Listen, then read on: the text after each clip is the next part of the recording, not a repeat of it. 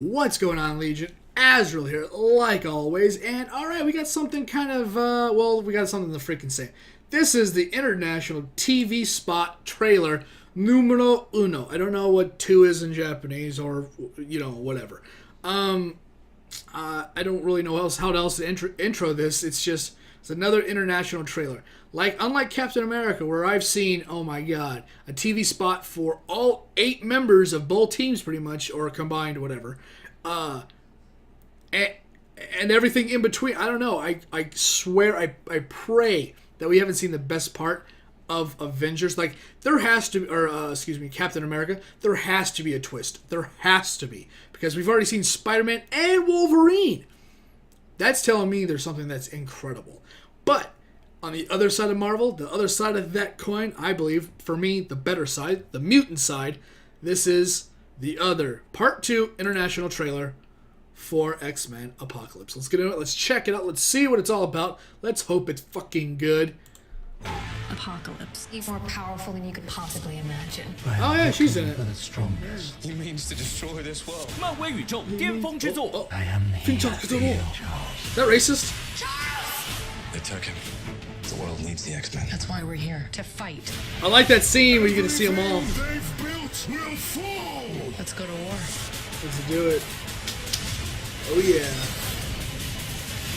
Angel Man. 天启5月18抢先全球。 Does anybody else laugh when you hear that? Oh, never mind. That's inconsiderate. That's what I was gonna say on the for anybody that's just watching this one as well. When I said, I was gonna say something, I forgot on the last X-Men video. I just randomly blurted out, "I like Egypt." Or. No. Wow. Did I yell right there? Sorry.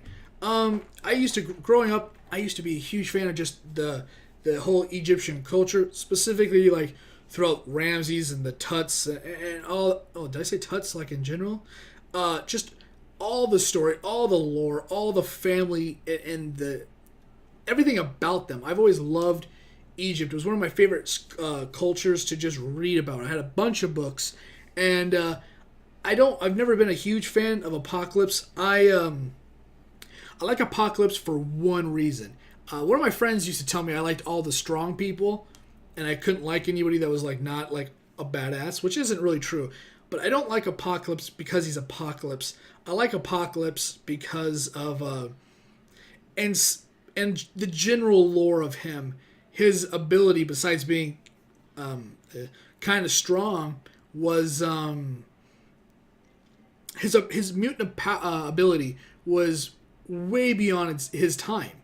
He could kind of absorb or merge with technology of some sort. It's never really been. I forgot. I've read. He has 8 different powers.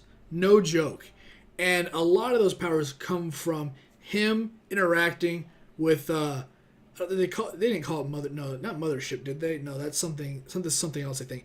The ship that the Celestials left behind when they were observing Earth millions and millions of years ago, when they were experimenting on Earth, which eventually led the Kree, I believe, to come and experiment on humans as well, because they're like, whoa, what are the Celestials doing?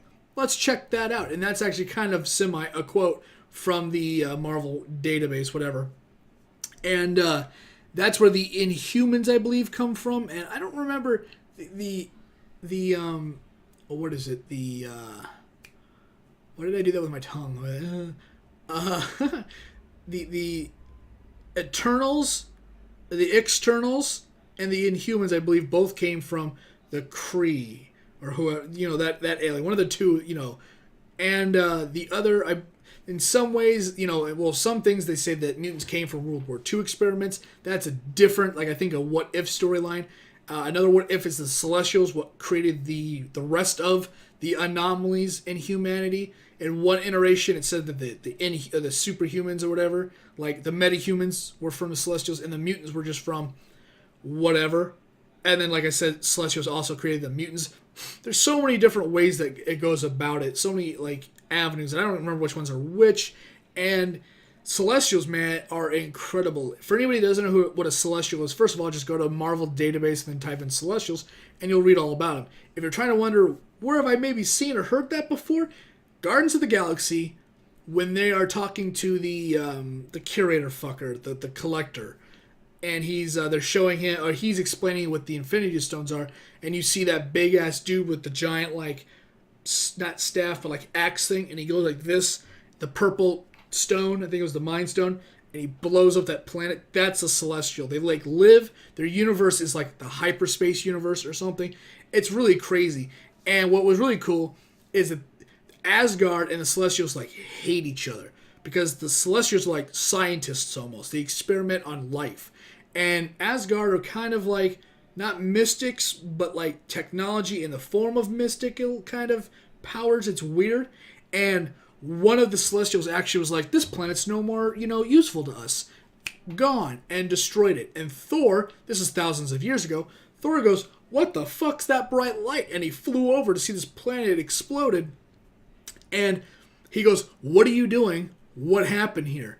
And I can't remember the exact quote of the Celestial. I'll try to remember it. He goes, oh God, he's talking about it, oh Jesus, I can't remember it. It's like, you and your father and your immortality and warrior, whatever he said, he complimented them almost. He goes, you and your immortality and your whatever way of life, and you are still too beneath me to understand what we're doing here. Or I used to remember it a lot better. Sorry that I forgot it. It's just retcon. I didn't say it. Just forget the last 10 seconds. Nothing happened. Oh, woo woo.